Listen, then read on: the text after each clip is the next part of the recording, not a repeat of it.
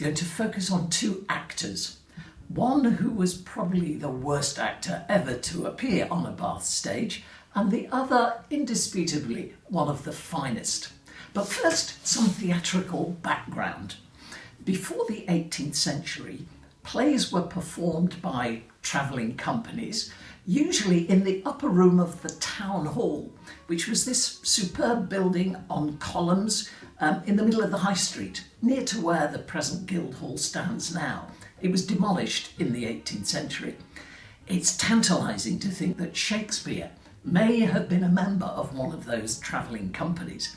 And if you look at his last two sonnets, numbers 153 and 154, it's possible to think that he may have had a dip in the baths whilst he was here. Well, in the first half of the 18th century, there were two small but fairly inadequate theatres. Most of the drama took place on the streets of Bath and in the assembly rooms as people paraded and pranced and posed in all their finery. The first significant theatre opened in 1750, and many ASE alums will remember the building. It was in Old Orchard Street, just round the corner from Linley House. And it's now the Masonic Lodge, where ASE holds some of their Orientation Week gatherings. Now, this was the theatre in which Jane Austen placed Catherine Morland, who was much more interested in catching sight of Henry Tilney than in watching the play. And this theatre's greatest star was Sarah Siddons, who was a member of the company from 1778 to 1782, before she went off to the brighter lights of London. Now, in the first few years of the 19th century, there were plans to build a bigger and more substantial theatre. And in 1805, the 12th of October 1805, the new Theatre Royal, which is the present Theatre Royal Bath, opened with a production of Richard III. Good choice. It's also tantalising to think that Jane Austen may well have been in the audience. She was living in Bath at that time. She was very fond of the theatre, and I like to think she would have been there. At this point, enter stage right, our first performer, Mr Robert Coates. Now, Robert Coates was the son of a slave plantation owner who arrived in Bath with plenty of money in his pocket. He was a rather flamboyant young man.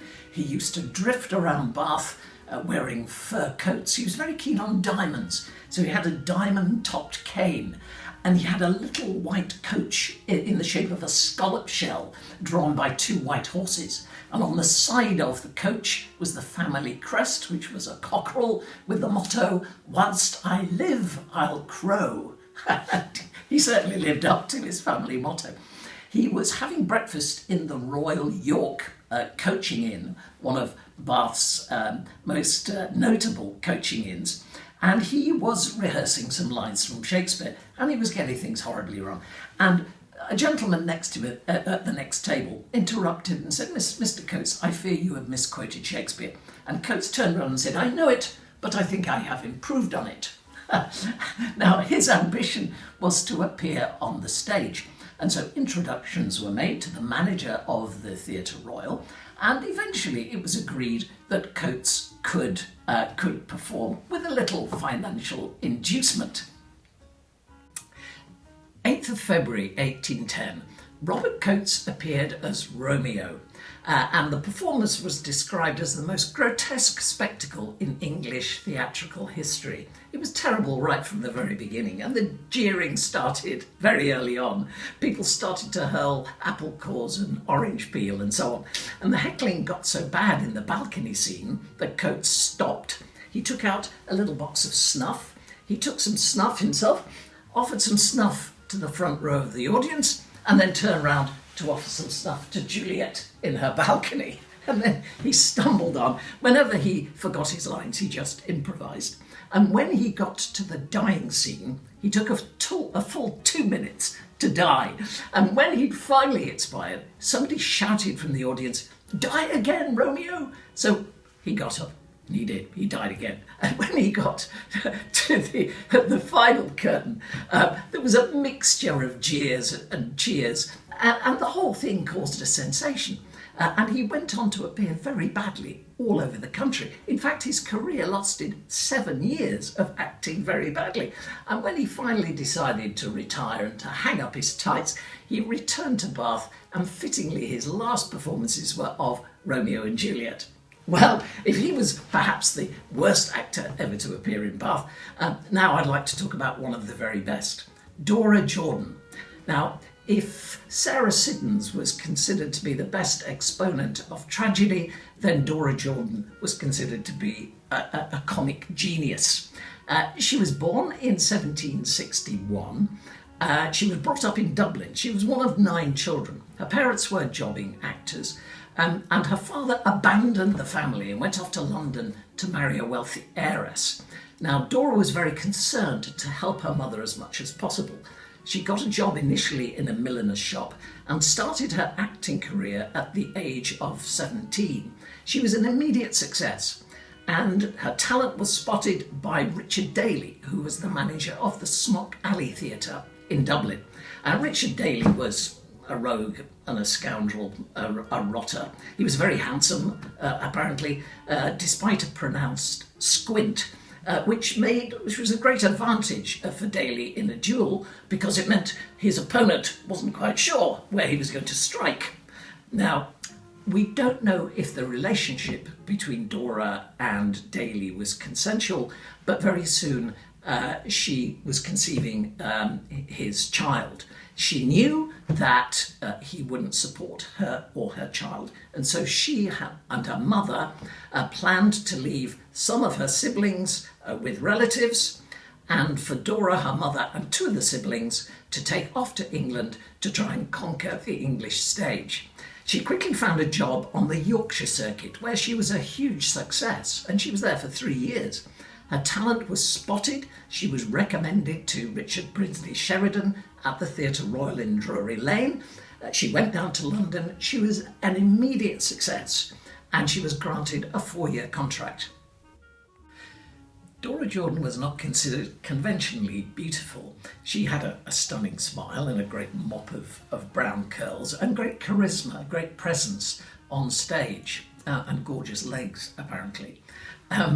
She started a relationship with Richard Ford, who was an MP and the son of the joint owner of the Theatre Royal, Drury Lane. They set up house together. They had 3 children, 2 girls and 1 boy. The boy sadly died. Ford continually promised that he would marry Dora, but he never did. And eventually she got a better offer from the Duke of Clarence, who had seen Dora on stage and was smitten. Now, the Duke of Clarence was the 3rd son of George III. He later became King William IV when his brother George IV died. He offered Dora an allowance of £1,200 a year. That's about £80,000 in today's money. She could bring her 3 daughters with her, 1 by Daley and 2 by Ford, and they lived for most of the time this grand house, Bushy House in Bushy Park. They lived together for 21 years and had 10 children together. That's remarkable. For most of that time, Dora carried on working, partly because she loved it and was in such great demand, but also because the Duke was hopeless and was constantly in debt. And so Dora worked to pay it off. One wag at the time penned this verse: "As Jordan's high and mighty squire her playhouse profits deigns to skim, some folks audaciously inquire if he keeps her or she keeps him." Well, the relationship, as you can imagine, was the butt of a lot of jokes and gossip and so forth. A Jordan was another name for a chamber pot, so you can imagine what fun the cartoonists had with that. Now, Dora realised that she would never be able to marry the Duke, but even so, after 21 years, it must have come as a bitter blow when the Duke announced he was going to end the relationship. He wanted to find a rich, titled wife to help cancel all his debts. So Dora was cast adrift. She fought valiantly for her children in particular, to keep them together and to make sure their futures were secure. The boys were all found jobs in the army and the navy, and the girls were all married off to various members of the aristocracy. One daughter, Lady Elizabeth Fitz-Clarence, has a surprising descendant. David Cameron, the UK Prime Minister from 2010 to 2016, is descended from Lady Elizabeth Fitz-Clarence.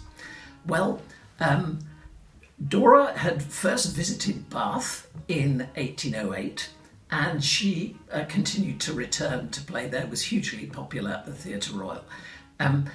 She was never very good with money. She was always generous to a fault. She was particularly generous to a profligate son-in-law, and she found herself heavily in debt. And in 1816, in poor health as well as in bad debt, she fled to France to escape her debtors. And soon afterwards, poor and alone, she died in Saint-Cloud near Paris at the age of 55. Now, the Theatre Royal Bath has had its ups and downs since 1805. There was a terrible fire in 1862 which completely gutted the interior, but that was soon rebuilt. And I think it's fair to say the last few years the Theatre Royal Bath has flourished and has become accepted to be one of the most successful regional, provincial theatres in the country. At this time, though, it faces the greatest crisis of its existence. Dark since March, who knows when the curtain will go up again. And this is the same predicament for theatres all around the world that are going to need considerable amounts of help for the future.